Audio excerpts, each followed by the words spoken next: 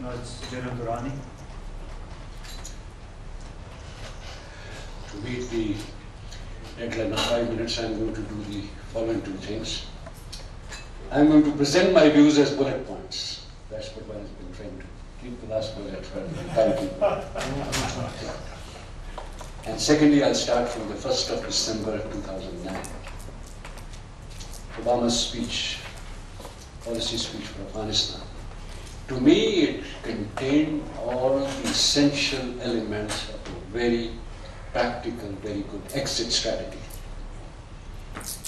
One can explain a little more later on the question answer session, but right now, even surge was part of that, because you do not want to give the impression back home that you're leaving Afghanistan without having done what people expected. And there were so many other reasons that one can talk about for the exit itself. The domestic elements, placating some of the lobbies, and indeed, one understands that if you are going to go for the main thrust, which is the so-called talking to the Taliban, you need to have some force at the back. Incidentally, ladies and gentlemen, I do not believe in that thesis that you must talk to people from the position of strength.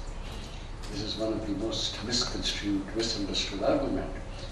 Today you may be strong, tomorrow you may become weaker then. Or if you become stronger, the other side might refuse to speak to you because they are now weak. Usually what happens is that if you do become stronger, you'll refuse to talk. But the talking has gone on, and that is the main thrust of this exit strategy. For a long time, one knows that reaching out to Taliban was taking place. In this particular case, it was followed by the London conference, where the endorsement was given by the international community. Kabul itself, regardless of whatever else one might say, inside the country, Karzai got the endorsement to talk to the Taliban, and those who did not agree were fired. Oh God. But the end state is now going to be important. What is that state in which you leave Afghanistan so that you can say at least that the mission has been accomplished? It just so happens that I believe there is a win-win-win situation. And that is, Afghans amongst themselves, so many of us have said that, if they had agreed on a consensus dispensation, that is the only guarantee that Afghanistan is stable.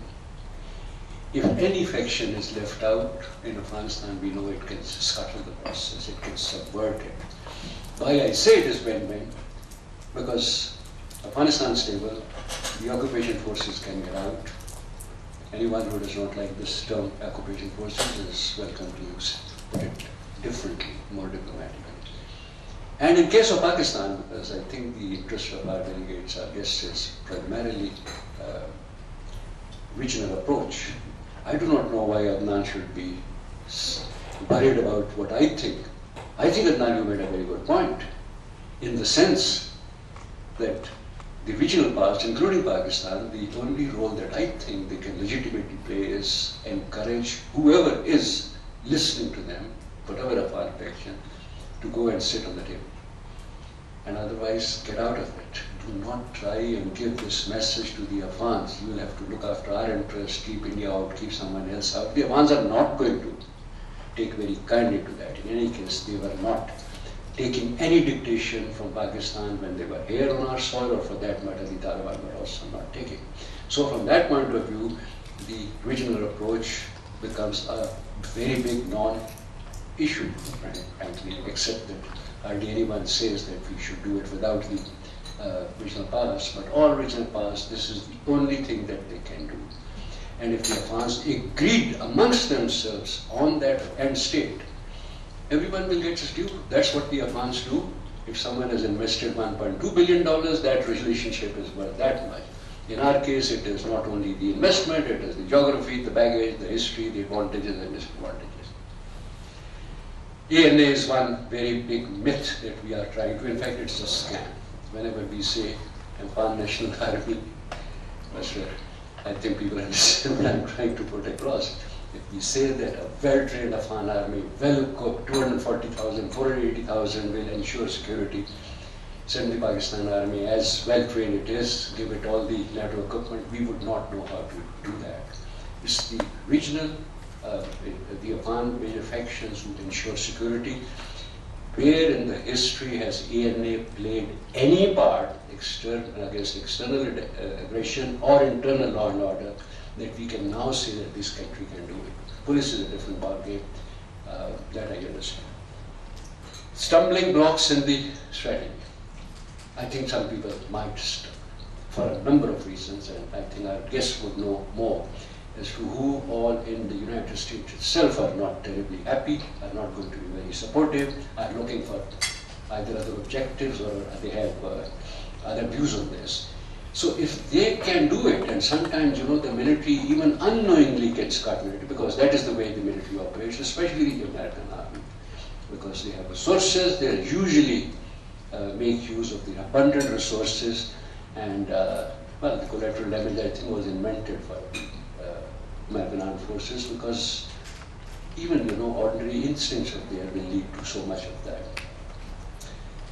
So the question that I have to ask our guests is there anyone who is in charge on the United States side who will put every aspect of the strategy together? The military, the so-called negotiating track, the development scam, 90% of the money in any case goes back, and all the rest of it. Is there anyone in charge? And please don't tell me that it's President Obama who will do it. I suppose he has a few other things, BP and others.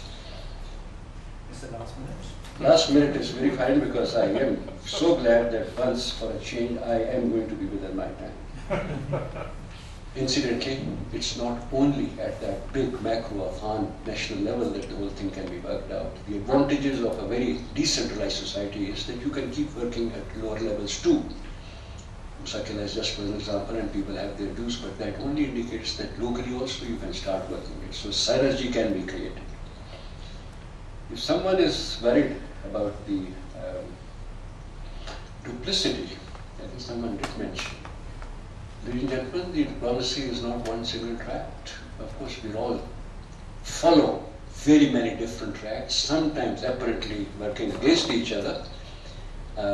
Otherwise, it would be no fun, frankly. So whenever we have done, whatever we have done, but people do not like, if someone wants to ask me a question, I think I can try and explain why it is done.